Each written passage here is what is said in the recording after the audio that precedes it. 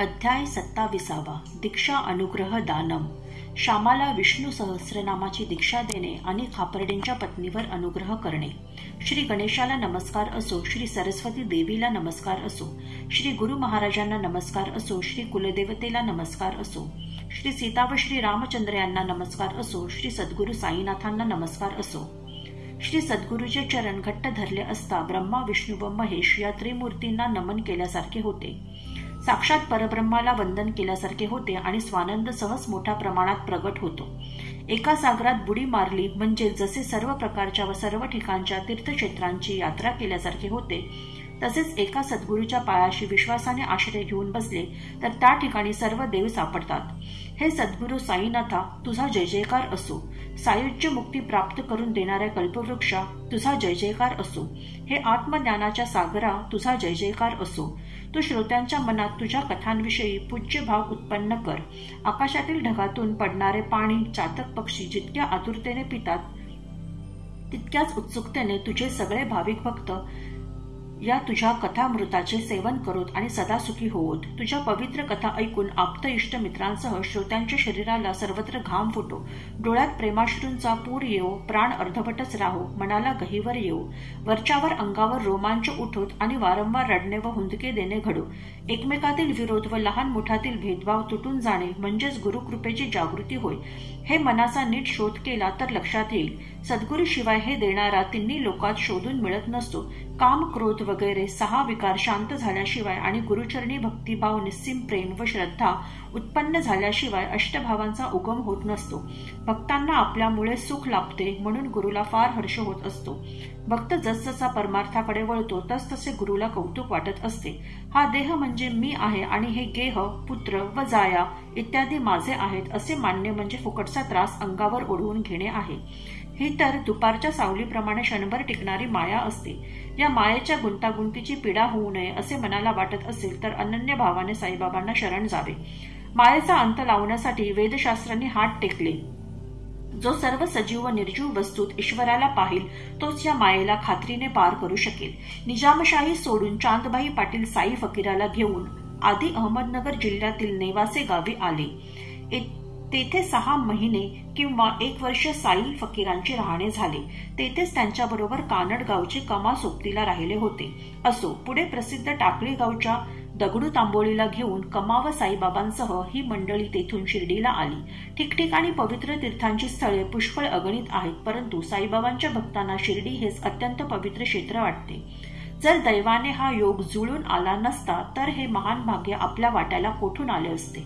आम्हा पामरांना हा साईंचा सहवास कसा लाभला असता. जे जे भक्त आपले कार्य साधून घेण्यासाठी साईबाबांना शरण येतात त्यांना साईबाबा त्यांच्या कल्याणासाठी योग्य मार्ग दाखवितात. तरी श्रोत्यांनी एकाग्र मन करून श्री साई सच्चरिताचे पारायण करावे. हे साईंचे पापनाशक चरित्र गुरुकृपा प्राप्त करून घेण्याचे उत्तम साधन आहे. मागील अध्यायात एकाला आपल्या गुरुच्या चरणी परत बसविल्याचे, एकाला अक्कलकोट स्वामींची खूण देऊन जागे केल्याचे आणि एकाची अकल्पित युक्ती योजून आत्महत्या चुकविल्याचे तर त्याच्यावर ओढवलेला मृत्यू टाळून त्याला जीवनदान दिल्याचे वर्णन करणे झाले. आता या अध्यायात कधीकधी प्रसन्न होऊन साईबाबा आपल्या भक्ताला कृपेची देणगी देऊन कसे सुखी करीत असत ते सांगितले जाईल. तो दीक्षा देण्याचा अपूर्व प्रकार हसत खेळत विनोदपूर्ण कोणासाठी कसा योजला होता ते श्रोत्यांनी सावधान चित्ताने ऐकावे. उपदेश करण्याच्या बाबांच्या अनेक रीती याच ग्रंथात पूर्वी वर्णन केल्या आहेत. जशी ज्याची ग्रहण करण्याची स्थिती असेल तशा मार्गाचा बाबा त्याला उपदेश करीत असत. रोगाच्या स्वरूपाची माहिती वैद्याला असते व त्यालाच मात्रेचा गुण ठाऊक असतो. रोग्याला त्याची कल्पना नसते. तो आधी गुळ आणा म्हणतो. गुळ गोड खरा परंतु अपाय करणारा असतो. रोगी त्यासाठीच हट्ट धरतो आणि गुळ हातावर ठेवल्याशिवाय औषधाची वाटी हातात धरीत नाही.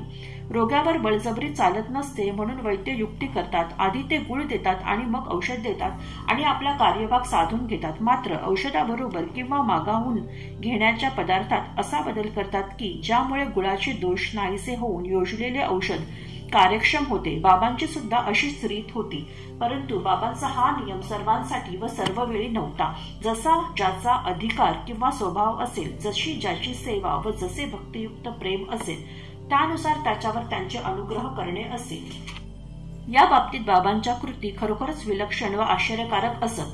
ते कोणावर जेव्हा प्रसन्न होत असत तेव्हा त्याला कृपापूर्वक उपदेश कसा व कोणत्या परिस्थितीत करीत असत ते ऐका. एकदा जर का त्यांच्या मनात आले तर कोणाच्या ध्यानीमनी नसता सहज थट्टा विनोद करून भक्ताला कृतार्थ करीत असत. भक्तांना एखादा ग्रंथ वाचण्याची इच्छा झाली तर तो ग्रंथ बाबांच्या हाती देऊन प्रसाद म्हणून तो परत घ्यावा असे सहज त्या भक्तांच्या मनात येत असे. पुढे त्या ग्रंथाचे वाचन केले तर आपले हित साधले जाईल आणि त्याचे मनाच्या पवित्रपणे श्रवण केले तर श्रोता व वक्ता या दोघांचेही परम कल्याण होईल अशी त्या भक्तांची श्रद्धा असे. कोणी दशावताराची चित्रे किंवा स्तोत्रे तर कोणी पंचरत्नी गीतेसारखी पवित्र पुस्तके व चरित्रे अर्पण करीत असत. कोणी दासगणूंनी रचलेले संत लीलामृत तर भक्त लीलामृत देखील अर्पण करीत असत, तर कोणी विवेक सिंधू अर्पण करीत असत. परंतु बाबा ती श्यामाला देत असत आणि म्हणत, श्यामा, ही पुस्तके तुझ्याजवळ असू देत, घरी बांधून ठेव. श्यामा ती आज्ञा शिरसावद्य करून ती पुस्तके दप्तर बांधून सांभाळून ठेवत असे. बाबांच्या हाती देऊन प्रसाद म्हणून ते परत घ्यावत असे मनात आणून भक्त दुकानातून ग्रंथ विकत आणत असत. बाबांचा स्वभाव जरी उदार होता तरी असले करायला धैर्य लागे म्हणून भक्त माधवरावांना बरोबर नेऊन त्यांना पुढे करीत असत. त्यांच्याकडून संधी पाहून ग्रंथ बाबांच्या हाती देत असत. बाबांना जसे ग्रंथाचे महत्त्व ठाऊक असे तशी भक्ताची योग्यताही ठाऊक असे. भक्तांनी ग्रंथ हातात द्यावेत, बाबांनी ते वरच्यावर चाळावेत आणि भक्तांनी ते आपल्याला परत मिळावेत म्हणून हात पुढे धरावेत. परंतु बाबा ते त्यांना न देता माधवरावांकडे देऊन म्हणत, श्यामा, या पुस्तकांच्या प्रती तुझ्याजवळ ठेव, सध्या त्या तुझ्याकडे असू देत. श्यामाने स्पष्ट विचारावे, हे भक्त जे उत्कंठेने हात पसरीत आहेत त्यांच्या प्रती त्यांना देऊ का? तर बाबा तूच त्या ठेव असे म्हणत असत. एकदा भक्त काका महाजनी, ज्यांना एकनाथी भागवत वाचण्याची फार आवड होती, ते एकनाथी भागवताची एक प्रत घेऊन शिर्डीत येऊन पोहोचले. माधवराव त्यांना भेटायला आले असता त्यांनी वाचू म्हणून ते पुस्तक उचलले आणि हातात घेऊन मशिदीत गेले. बाबांनी त्यांना सहज विचारले, श्यामा, हे पुस्तक कसले? त्यावर श्याम्याने कोणते ते सांगितले. बाबांनी ते हातात घेतले आणि पाहून ते त्यांना परत केले. हेच पुस्तक व हीच एकनाथी भागवताची प्रत महाजनींना पूर्वीच साईबाबांच्या हाताने प्रसाद म्हणून मिळालेली होती. हा ग्रंथ माझ्या मालकीचा नव्हे, तो काका महाजनींचा आहे. वाचायची इच्छा झाली म्हणून तात्पुरता वाचायला मी आणला आहे असे स्पष्ट शब्दांनी माधवरावांनी बाबांना सांगितले. तरी बाबा त्यांना म्हणाले, ज्या अर्थी मी तुला हा दिला त्या अर्थी तूच दप्तरात आपल्या संग्रही ठेव, कामाला येईल. असो. काही काळानंतर काका महाजनी पुन्हा शिर्डीला आले आणि बरोबर एकनाथी भागवत आणून साईंच्या हातात ठेवले. बाबांनी प्रसाद म्हणून ते परत दिले. नीट जीव लाव असे सांगितले आणि हेच खरोखर आपल्या उपयोगी पडेल असे काकांना आश्वासन दिले. हेच आपल्या कामाला येईल, हे चांगले पुस्तक कोणाला देऊ नकोस असे मोठ्या कळकळीने सांगितले. त्यावर मग काकांनी बाबांना मोठ्या प्रेमाने नमस्कार केला. साईबाबा स्वतः सर्व इच्छित प्राप्त झालेले होते. कोणत्याही वस्तूचा त्यांना लोभ नव्हता. ईश्वराची भक्ती करणे हीच त्यांची नैसर्गिक प्रवृत्ती होती. मग त्यांनी कोणतीही गोष्ट गोळा करण्याचे किंवा साठविण्याचे श्रम कशाला बरे करावेत? बाबांच्या मनात काय होते कोणास ठाऊक. परंतु त्या ग्रंथांचे एकत्र येणे हे व्यवहाराच्या दृष्टीने भक्तांकरिता पापनाशक ग्रंथ श्रवण करण्याचे साधन आहे. आता शिर्डी एक क्षेत्र झालेले आहे. देशोदेशींचे आपले शिष्य वेळोवेळी येथे जमतील आणि ज्ञानसत्र चालवतील, तेव्हा हे ग्रंथ उपयोगाला येतील. आपण स्वतः निजधामाला जाऊ, परंतु श्यामा आपल्या दप्तरातून हे ग्रंथ त्यांना दाखविल आणि मग ते जणू काय माझ्या प्रतिमाच होतील. अशा या अत्यंत पापनाशक पवित्र ग्रंथांचे भक्तांना, मग ते कोठेही शिर्डीत वा इतर ठिकाणी असोत, स्मरण व्हावे हा कदाचित या ग्रंथांचा संग्रह करण्यात बाबांचा उद्देश असेल.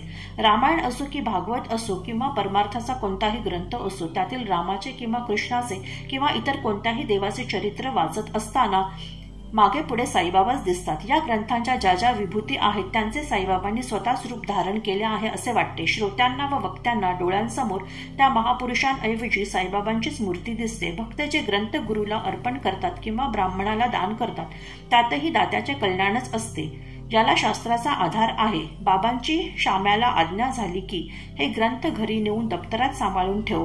हा काय साधा सुद्धा उद्देश म्हणायचा? श्यामा जसा बाबांचा निस्सीम भक्त होता तसेच बाबांचेही त्याच्यावर अनिवार्य प्रेम होते.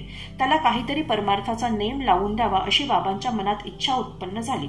तेव्हा त्यांनी काय केले पहा. श्यामाची इच्छा नव्हती तरी त्यावर कसा व कोणत्या तऱ्हेने अनुग्रह केला तो ऐका. एके दिवशी एक रामदासी बुवा मशिदीत आलेला होता. त्याचा रामायण वाचण्याचा रोजचा नेम होता. प्रातःकाळी शौच मुखमार्जन करून भस्म वगैरे चोपडून स्नान संध्या आटोपून भगवे वस्त्र नेसून तो विधीपूर्वक आपल्या नेमकार्याला बसत असे. आधी विष्णू सहस्रनामाचे पठन आणि मग अध्यात्म रामायणाचे पारायणावर पारायण श्रद्धापूर्वक त्याचे चालत असे. असा बराच काळ लोटल्यावर माधवरावांची वेळ येता साई समर्थांच्या मनात काय गोष्ट आली ती आता श्रोत्यांनी ऐकावी. माधवरावांची सेवा फळाला आली. त्यांच्या आयुष्याला काही नियम लावावा.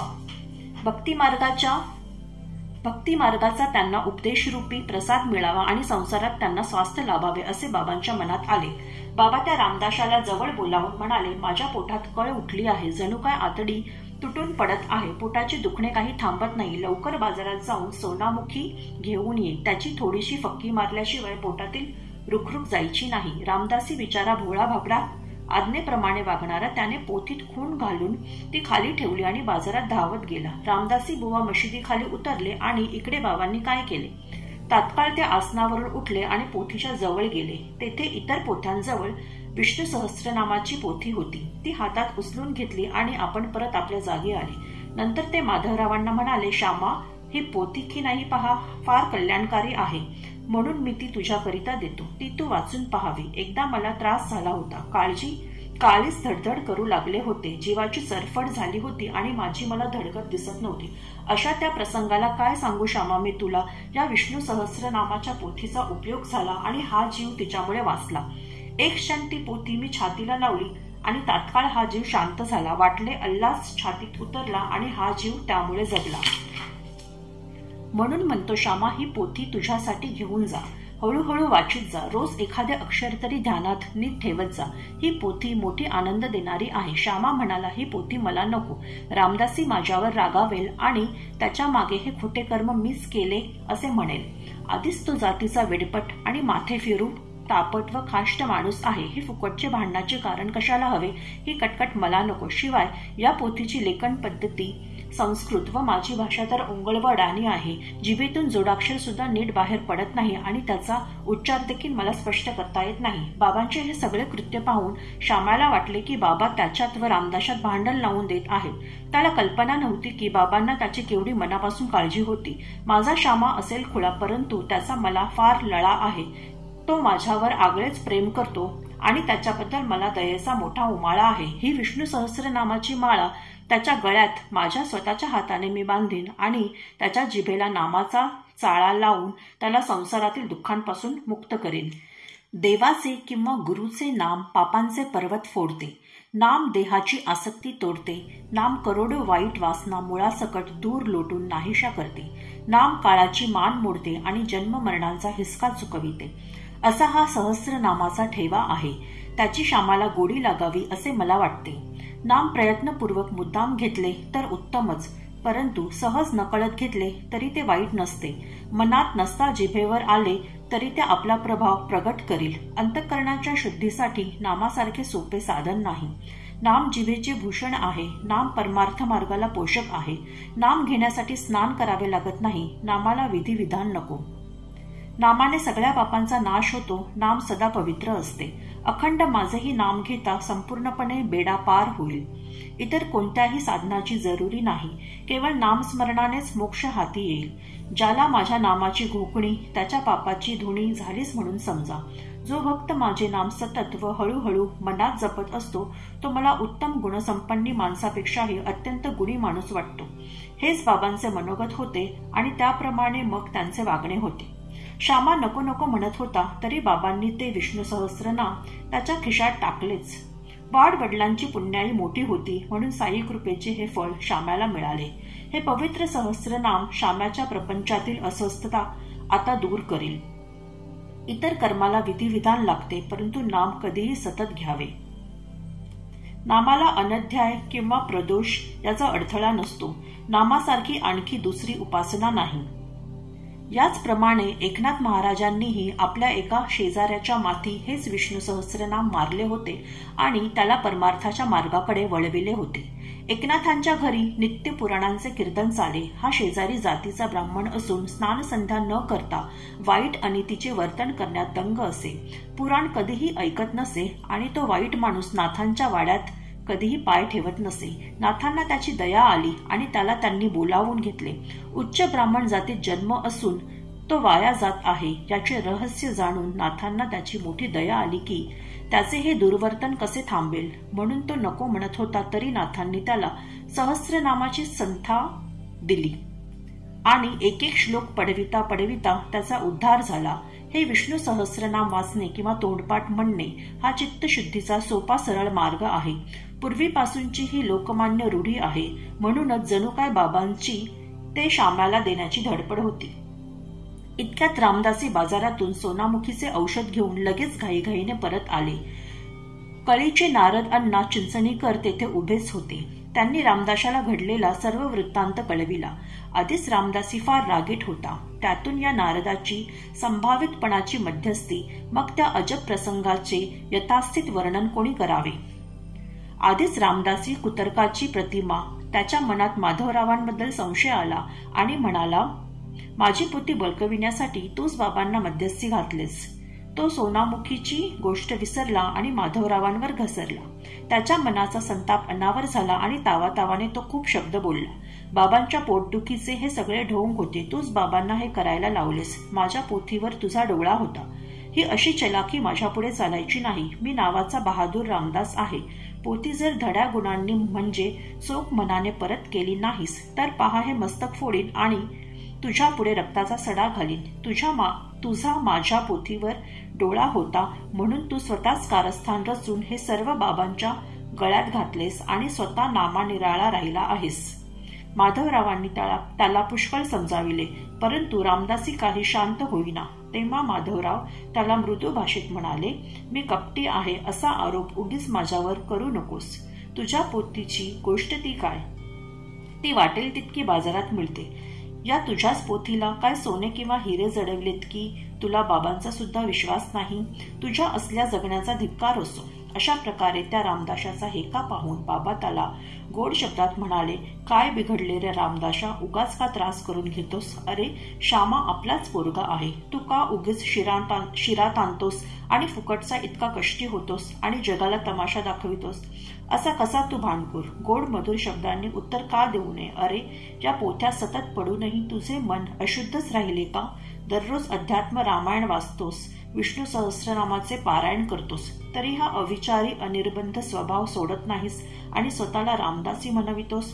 असा कसा तू रामदासी? तू तर सदा विरक्त असावे, परंतु तुला तर पोथीचा लोभ सुटत नाही. तुझ्या या वागण्याला काय म्हणावे? रामदासाला कसली ममता नसावी. लहान मोठ्या सर्व माणसांशी एकसारखे वागणे असावे. पण तू तर या पोराशी भेदभाव धरतोस आणि त्याच्या हाताला पोथीसाठी झोंबतोस. जा आपल्या जागेवर जाऊन बैस. पोथ्या तर एक पैशाला पासरीभर मिळतील, पण हवे असलेले माणूस कल्पांतीपर्यंत शोधूनही मिळत नसते, हे लक्षात ठेव. तुझ्या पोथीचे किती महत्व आहे हे श्यामाला कुठले समजायला? मीच आपल्या मताने ती उचलली आणि त्याला दिली. तुला ती तोंडपाठ आहे. माझ्या मनात आले की श्यामाला द्यावी, म्हणजे तो ती वाचेल आणि त्याचे आवर्तन करेल, म्हणजे त्याचे अत्यंत कल्याण होईल. बाबांच्या या बोलाची काय रसाळता, मधुरता, कनवाळुता आणि आत्मानंदरूपी जलाची शीतलता होती. खरोखरच या बोलाची अपूर्वता फार मोठी होती. रामदासी मनात समजला आणि माधवरावांना रागाने तांबडा लाल होऊन म्हणाला, या सहस्रनामाच्या पोथीच्या बदली पंचरत्नी गीता घेईन. तुला सांगून ठेवतो. रामदासी इतका शांत झाला हे पाहून माधवरावांना आनंद झाला आणि ते म्हणाले, एकच काय, मी तुला 10 पंचरत्नी गीता बदली देईन. असो. पुढे तो तंटा मिटला आणि पंचरत्नी गीता ग्रंथ जामीन राहिला. पंचरत्नी गीतेतील देवाला ज्याने ओळखले नाही त्याला पंचरत्नी गीता कशाला? साईबाबांसमोर जे अध्यात्म रामायणाचे पाठावर पाठ करीत असे त्या रामदासाने साईबाबांच्या तोंडाला तोंड देऊन असे भांडण का बरे करावे? पण मी तरी असे कसे म्हणावे? दोष कुणाला कसा द्यावा? झाला हा प्रकार घडला नसता तर श्री विष्णू सहस्रनामाचे महत्व तरी कसे ठसले असते? ज्या विष्णू सहस्त्रनामाने इतके भांडण लावले, बाबांचे छातीतील दुखणे घालविले, ज्याबद्दलची कथा ऐकून माझेही कल्याण झाले, ती साईबाबांची आपल्या भक्तांसाठी एक अलौकिक देणगी आहे. हा इतका त्रास बाबांनी घेतला नसता तर माधवरावांचा विश्वास बसला नसता. त्यांच्या जिभेवर त्या पोथीची अक्षरे चढलीच नसती आणि ती तोंडपाठही झाली नसती. असा हा प्रेमळ साईनाथ परमार्थाचा मिळण्यास कठीण खेळ खेळवितो. तो केव्हा कशी सूत्रे हलविल ते आपल्याला कळणार नाही. असो, पुढे श्यामाची या पोथीवर निष्ठा जडली आणि काकासाहेब दीक्षित व प्रोफेसर गणेश गोविंद नरके यांनी उच्चारासह ती शिकविली. मग माधवरावांना ती वाचता आली आणि पुढे तोंडपाठ झाली. असो, हा माधवरावांचा तंटा म्हणजे साईबाबांच्या निर्मळ उपदेशाचे दुसऱ्या शब्दात स्पष्टीकरण होते. नव्हे, ही अत्यंत श्रेष्ठ, आनंद देणारी व निसंशय सुखकारक करमणूक होती. जे भक्त अध्यात्म विद्येचा अभ्यास करतात अशा भक्तांवर साईबाबांची विशेष प्रीती असे आणि वेळ प्रसंगी ती ते कशी उघड करून दाखवित असत ते पहा. एकदा बापूसाहेब जोगांचे शिर्डी पोस्टात टपाल मार्गाने एक पार्सल आले म्हणून ते सोडविण्यासाठी लगबगीने ते तिकडे निघाले. कसले म्हणून पाहिले तर ते लोकमान्य टिळकांचे गीता रहस्य नावाचे पुस्तक असल्याचे कळले. जोगांनी ते बगलेत मारले आणि मशिदीत बाबांच्या दर्शनाला येऊन पोहोचले. नमस्कार करण्यासाठी मस्तक वाकविले तर ते पार्सल बाबांच्या पायांशी पडले. तेव्हा बाबांनी विचारले, बापूसाहेब, हे पार्सल कसले काय बरे? जोगांनी बाबांसमक्षच ते पार्सल फोडले, कसले ते सांगितले आणि पुस्तकासह ते त्यांच्या हाती दिले. बाबांनी ते पार्सल पाहिले, त्यातले पुस्तक हातात घेतले, लगेच चाळून पाहिले आणि खिशातून 1 रुपया काढून कौतुकाने त्यावर ठेवला. मग रुपयासकट ते पुस्तक जोगांच्या पदरात घातले आणि म्हणाले, हे पुस्तक अथपासून इतिपर्यंत वाचा म्हणजे कल्याण होईल. अशा बाबांच्या भक्तांवर अनुग्रह करण्याच्या गोष्टी कितीतरी अगणित वर्णन करून सांगता येतील, परंतु मग हा ग्रंथ फार वाढेल म्हणून संक्षिप्तपणा आचरणात आणला. वर लोकमान्यांचे नाव आले म्हणून त्यांच्याबद्दल आणखी एक प्रसंग विस्तारपणाचा दोष पत्करूनही सांगावासा वाटतो. दिनांक 19 मे 1917 रोजी लोकमान्य टिळक कै दादासाहेब खापर्ड्यांबरोबर साईबाबांच्या दर्शनाला शिर्डी येथे आले होते. बाबांनी त्यांना माधवरावांकडे जेवण करून थोडा आराम करून मग पुढे जाण्यास सांगितले होते.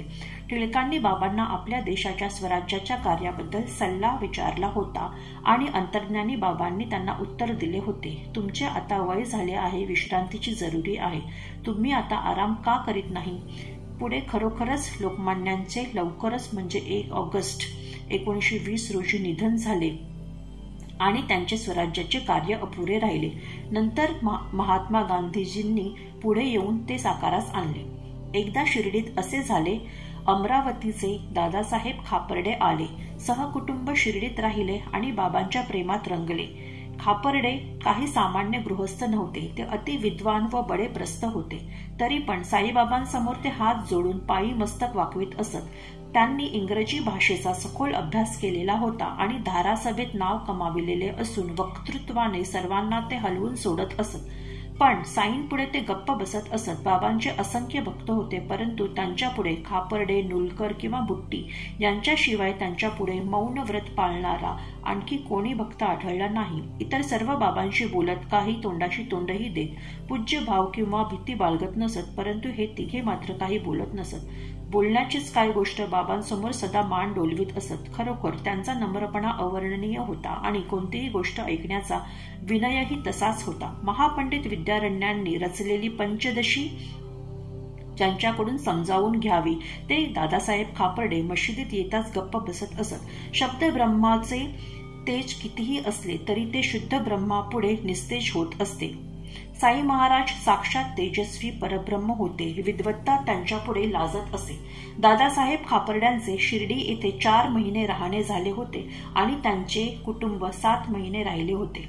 दोघांनाही शिर्डीत फार उत्साह वाटला. त्यांचे कुटुंब मोठे निष्ठावंत होते व साईचरणी त्यांचे अत्यंत प्रेम होते.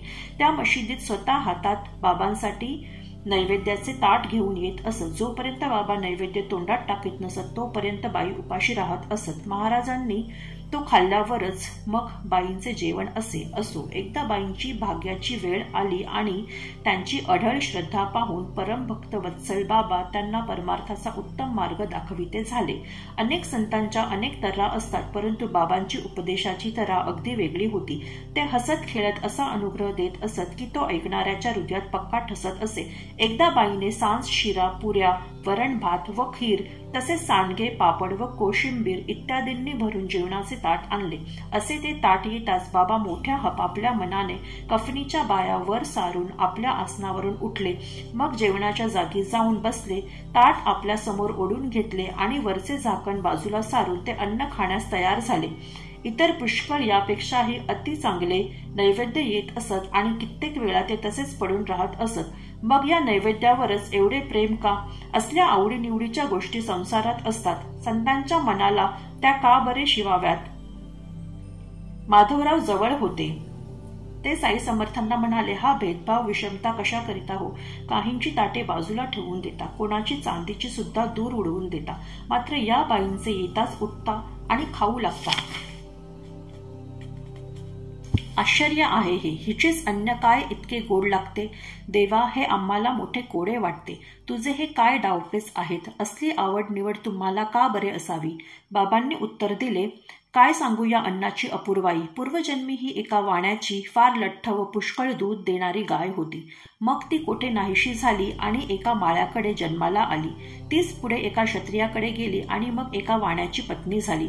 आता ही ब्राह्मणाच्या पोटी जन्माला आली आहे. बऱ्याच काळानंतर माझ्या दृष्टीस पडली आहे. तिच्याकडून मिळालेले प्रेमाचे 2 घास पोटात जाऊ दे आणि मनाला सुख समाधान लाभू दे, असे म्हणून बाबा मनसोक्त पोटभर जेवले, तोंड व हात धुतले आणि साहजिकच समाधानाचे ढेकर दिले आणि गादीवर येऊन बसले. बाईने मग नमस्कार करून बाबांचे पाय चेपण्यास सुरुवात केली. बाबा ती संधी साधून तिला तिच्या कल्याणाची गोष्ट सांगू लागले. ज्या हातांनी बाई त्यांचे पाय दाबत होती तेच हात बाबा आपल्या हातांनी दाबू लागले. अशी देव भक्तांची परस्पर चाकरी पाहून श्यामा त्यांची मस्करी करत म्हणाला, देवा, ठीक चालले आहे की काय मौजेचे दृश्य हे. एकमेकांचे प्रेम पाहून मनाला अत्यंत कौतुक वाटते. बाईंची सेवा करण्याची आसक्ती पाहून बाबांचे मन प्रसन्न झाले. ते हळूच तिला म्हणाले, राजाराम राजाराम असे तोंडाने म्हणत जा. नेहमी असे म्हणत जा, म्हणजे आई, तुझे जीवन सफल होईल, तुझे मन शांत होईल आणि अमर्याद कल्याण प्राप्त करशील. काय त्या शब्दांचा चमत्कार! ते हृदयात जाऊन खोचत असत आणि लगेच जणू काय शब्दांनीच शक्तिपात करीत असत. असा कृपाळू व शरण आलेल्यांचा सांभाळ करणारा हा समर्थ साईनाथ सदा भक्तांचे मनोरथ पुरवित असे आणि त्यांचे कल्याण साधून देत असे. आता श्रोत्यांना अत्यंत नम्रपणे, अत्यंत प्रेमाने त्यांच्या अत्यंत हिताच्या गोष्टी सांगतो. त्या त्यांनी मनात ठसवून ठेवाव्यात अशी सलगीची विनंती करतो. कुळाच्या गोडीला आसक्त झालेली मुंगी जशी मुंडी तुटून पडली तरी तो गुळ सोडत नाही, तशी तुम्ही साईचरणी शरणागती द्या, म्हणजे मग तो साई मोठ्या कृपेने तुमचे रक्षण करेल. गुरु व शिष्य वेगळे नाहीत. दिसायला जरी ते भिन्न दिसले तरी ते एकांगी आहेत. त्यांना जो हट्टाने वेगळे करू पाहिल त्याचा अभिमान गळून पडेल. त्या दोघांपैकी एका वाचून एक राहिला तर तो गुरु कच्चा व तो चेलाही कच्चा जाणावा. जो पक्क्या गुरुच्या पदरी तयार झालेला असतो त्याला द्वैत स्पर्शही करीत नसतो. गुरुने एका गावी राहावे आणि शिष्याने दुसऱ्या गावी राहावे असे ज्यांना पसंत असेल ते दोघेही लबाड असतात. मुळातच जर 2 नाहीत तर त्यांच्यात वेगळेपणा तो कोठला? एक दुसऱ्याशिवाय क्षणभरही दूर राहू शकत नाही इतके ते दोघे एकरूप असतात. गुरु व भक्त यांच्यातही मुळीच दूरपणा नसलेले सतत राहणे असते. भक्ताने गुरुच्या चरणी मस्तक ठेवणे हाही स्थूल बुद्धीचा व्यावहारिक पूजेचा प्रकार आहे. भक्त गुरुचे एकात्मतेने भजन करणारा व गुरुही भक्ताला एकात्मतेच्या भावनेने पाहणारा असे जर दोघे एकमेकात समरसलेले नसतील तर तो केवळ नावाचा व्यवहार होय. खायला अन्न व नेसायला वस्त्र कसे मिळेल याची काळजी करू नका. ते तर नशिबावर अवलंबून असते आणि प्रयत्न केल्याशिवाय मिळणारे असते. प्रयत्न करून जर का ते मिळवू पाहाल तर ते फुकटचे श्रम होतील.